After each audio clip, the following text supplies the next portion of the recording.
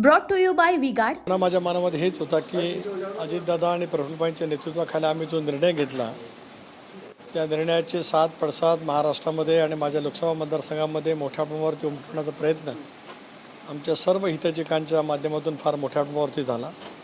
पण या कुठल्याही अपप्रचाराला बळी न पडता रायगड लोकसभा मतदारसंघातील जनतेने आणि विशेष करून महायुती जे घटक पक्ष आहेत, भारतीय जनता पक्ष असेल, शिवसेना असेल, मनसे असेल, RPI, या सर्वांच्याच याच्यातून मला त्या ठिकाणी यश मिळालं। आज मला खूप समाधान वाटते की दादा आणि प्रफुल्लभाईंच्या नेतृत्वाखाली राष्ट्रवादी काँग्रेस पक्षाचा लोकसभा सदस्य म्हणून मी त्या ठिकाणी शपथ घेऊ शकलो।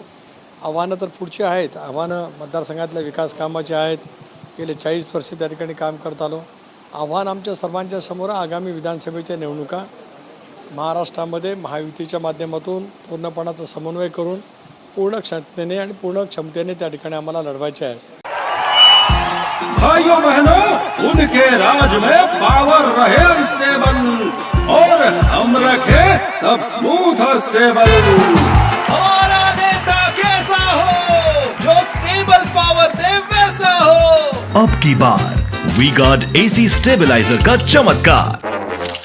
मला असं वाटतं की त्याच्या संदर्भामध्ये आम्ही पुढच्या कालावधीमध्ये अधिक गांभीर्याने, अधिक सखोलपणाने या निवडणुकीचं सारं काय अवलोकन करत, त्याचं पृथक्करण करत, ज्या काही उणीवा राहिल्या असतील त्या दूर करत आम्हाला पुढच्या निवडणुकीला सामोरं जायचं आहे। लोकसभा अध्यक्षाची निवडणूक आतापर्यंत बिनविरोध होत आली आहे, मात्र यावेळेस पहिल्यांदाच याची निवडणूक होते, कसं वाटतं? काँग्रेस पक्षाने लोकशाहीचे सर्व संकेत पायदळी त्या ठिकाणी ठरवलेले आहेत। माझ्या माहितीप्रमाणे आज इंडियाकडून त्यांना उपाध्यक्षपद देण्याच्या बाबतीमध्ये होकारी देण्यात आला होता, परंतु काँग्रेस किंवा इंडिया आघाडीकडून काही विशिष्ट कंडिशन त्या ठिकाणी टाकण्यामध्ये आली की अशी कंडिशन नजरेसमोर ठेवत, काय अट समोर ठेवून अशा वेळीचं कधी राजकारण त्या ठिकाणी होत नसतं, म्हणून इंडियाने त्यांच्या अट जी काय घातली होती त्याच्यामुळे तो प्रस्ताव त्या ठिकाणी नाकारलेला आहे। एक संकेत असा आहे, अध्यक्षपद सत्ताधारी पक्षाकडे आणि विरोधी पक्षाकडे उपाध्यक्षपद असतं,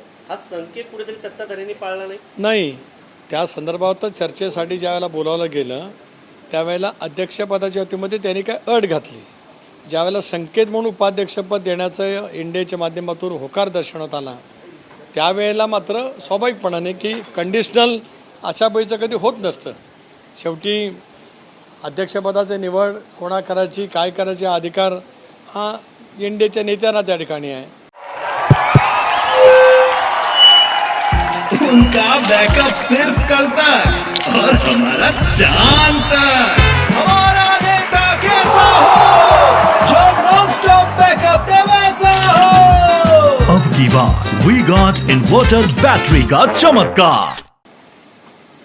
त्यांनी काय करायचं त्यांचा अधिकार त्या ठिकाणी आहे, पण अट त्यांनी जी काय घातली त्याच्यामुळेच या गोष्टी या ठिकाणी दुर्दैवाने घडत आहेत। तुमच्या राष्ट्रवादी काँग्रेस पक्षात जे काही आमदार आहेत त्या आमदारांना सरसकट परत घेणार नाही, पण काही कुणाला सहकार्यांशी चर्चा करून निर्णय घेऊ, पण दरवाजे उघडे असं पवार साहेबांनी असं म्हटलं शरद पवार साहेब। आमच्यापैकी कोणी आमदार त्या ठिकाणी ना सरसकट ना एकटा दुकटा कशाही पद्धतीने त्या ठिकाणी जाणार नाही। सर्वच आमदारांच्या निष्ठा, विश्वास अजितदादांच्या नेतृत्वावरती त्या ठिकाणी आहे। दुसरीकडे बघायला गेलं तर मुंबऱ्यामध्ये जितेंद्र आव्हाडांच्या विरोधात आपला पक्षाकडनं उमेदवार दिला जाणार अशी चर्चा चाललेली आहे, किती तथ्य त्या बातमीमध्ये? स्वाभाविकपणाने राष्ट्रवादी काँग्रेस पक्ष ज्या ठिकाणी आज 53 जागांवरती निवडून आलेला आहे त्या जागा महायुतीमध्ये आम्हाला मिळाव्यात असं आमचं ग्रह महायुतीमध्ये नक्कीच त्या ठिकाणी राहील। आणि ज्या ठिकाणी आम्ही महायुतीच्या माध्यमातून राष्ट्रवादी काँग्रेस पक्षाला जागा मिळतील त्या सर्वच ठिकाणी, मग त्याच्यात मुंब्रा काळवा असेल तर काही ठिकाणी राष्ट्रवादी काँग्रेस पक्ष घड्याळाच्या चिन्हावरती आपला उमेदवार आपल्याकडे उमेदवार आहे मुंबऱ्यामध्ये, तशीच आहेत भरपूर उमेदवार आहेत, चांगले आहेत, सक्षम आहेत।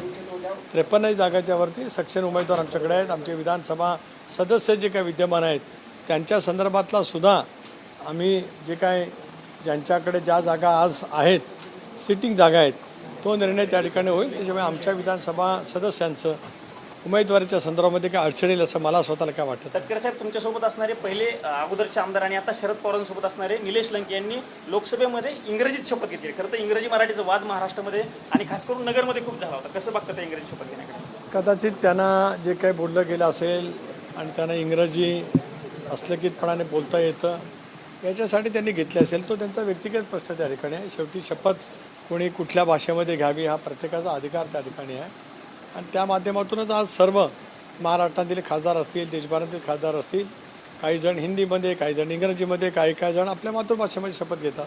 Brought to you by V-Guard.